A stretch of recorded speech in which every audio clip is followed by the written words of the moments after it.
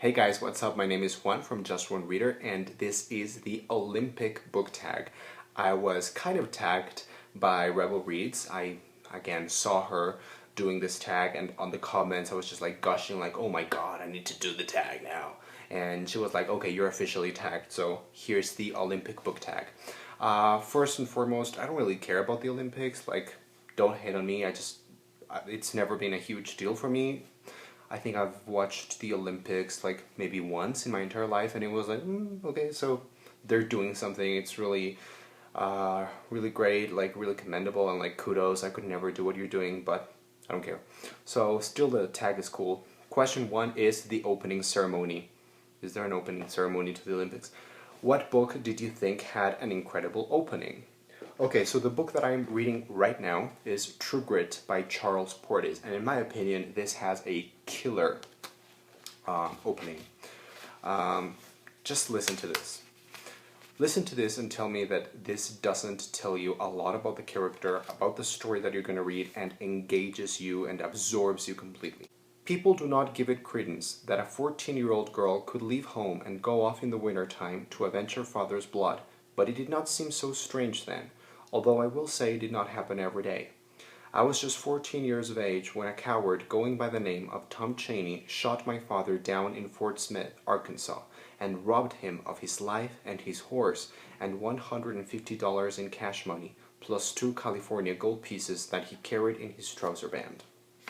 Question 2 is the games. What is your favorite fictional competition? Obviously, I was gonna say the Triwizard Tournament from the Harry Potter series, which is like the real answer, but I decided let's not go with Harry Potter for this answer.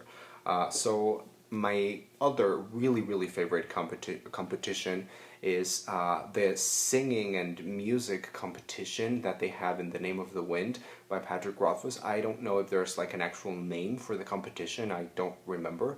But, you know, it's that competition that Quoth ends up winning. Obviously, this is not really a spoiler. It's kind of very predictable and obvious. But yeah, that contest is just wonderful. Question 3 is the original. The modern games are based on the original Greek competition. So, what is your favorite book based on a classic?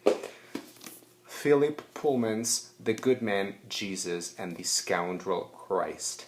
This is really interesting and really great. I enjoyed it a lot when I read it.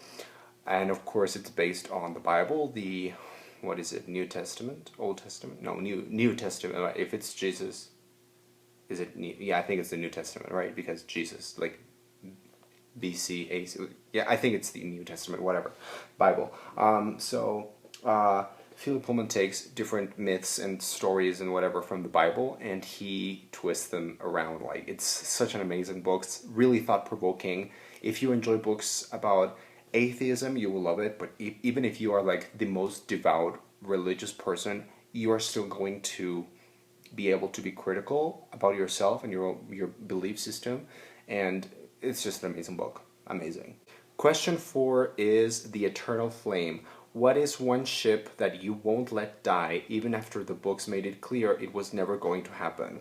Okay, spoilers for Harry Potter and the Cursed Child, okay?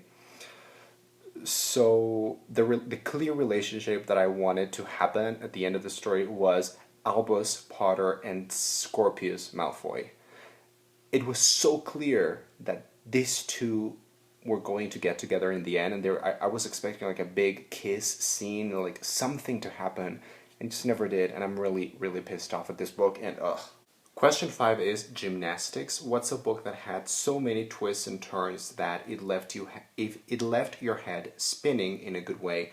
And that has to be The Truth About the Harry Cabert Affair, one of my favorite thrillers. It has so many plot twists and turns that you are just going to devour this one. Question 6 is The Controversial Judge. What is a book that you have a totally different opinion about than most other people? Obviously, I was going to go with A Little Life by Hani Anikahara because I really loved it. But to sort of step out of my comfort zone and give a different answer, I'm going to go with Simon versus the Homo Sapiens Agenda. Everyone loved this book.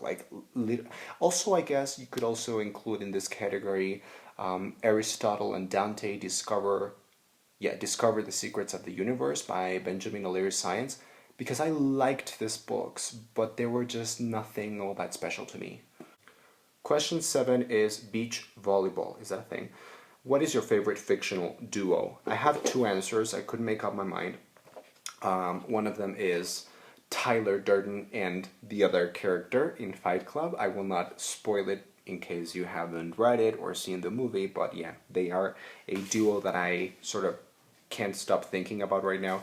And the other one is a classic one from my childhood, but I just love them. This duo is fantastic, and it's Will and Lyra from his Dark Materials trilogy by Philip Pullman. Question 8 is weightlifting. What is the most massive book on your shelf? Without a question, this brick of a book. This is The Stand by Stephen King. I haven't read it because how am I ever going to read it? I cannot take this anywhere. If I ever do decide to read it, I have to read it here at home, because how in hell am I expected to carry this around? I'm not kidding. This is 1,600 pages long. What the fuck? Question 10 is synchronized swimming. What the fuck? What's a book series that you kept reading even though you didn't have any idea why? I don't really have an answer for this one. The closest thing I can give to an answer would be The Raven's Cycle by Maggie Stiefvater, because I read the first 2 books in the series and then I sort of stopped, and I haven't continued on with books number 3 and 4. For some reason I'm kind of stuck. I don't know why I haven't continued. I liked the first 2 alright. Like, they were not my favorite books in the universe, but I really enjoyed the characters, and for some reason I just haven't picked them up. Question 11 is The Tortured Fan. What fictional family, group, nation, organization do you irrationally root for no matter how many times they break your heart? This is a thinker. The closest thing I can think of is the Pevensies. So these are the children from the Chronicles of Narnia. And in particular, there's one that I really love as a character, and that is Eustace. I'm not sure if he's like one of the actual Pevensies, but he's the cousin of the Pevensies, I think. And Eustace is just probably my favorite child character in the Chronicles of Narnia. He is the spoiled brat in the Voyage of the Dawn Treader. He is such an interesting character. I really sympathize with him. I know he's a brat, he's spoiled, he is unlikable, he's just nasty and cocky, and you hate him. But he's just so interesting, and even though he is such an unlikable character, I love him and I find him so interesting. And question 12 is closing ceremony. Which book or books had an ending that just blew your mind? So I selected 2 of my favorite, like, mind-blowing endings. One of them is Pet Sematary by Stephen King. This literally has the most chilling, spine-tingling last sentence I've read in my life. And that sentence, without, this is not really a spoiler because you will not understand it if you don't have the context of the novel. The last sentence is, "My love," she said. That's it. And that is the most horrifying, wonderful, spine-tingling last sentence. And the other one, which is not the last sentence, but just the last chapter overall, that is just like mind-fuckingly good, is the ending to More Than This by Patrick Ness. This was one of my favorite books last year, and the ending, I never expected this to happen. It was just like, I closed this book and I was like, I was speechless. It was amazing. So thank you guys for watching. That is the Olympic book tag. I hope you enjoy, and I will see you next time.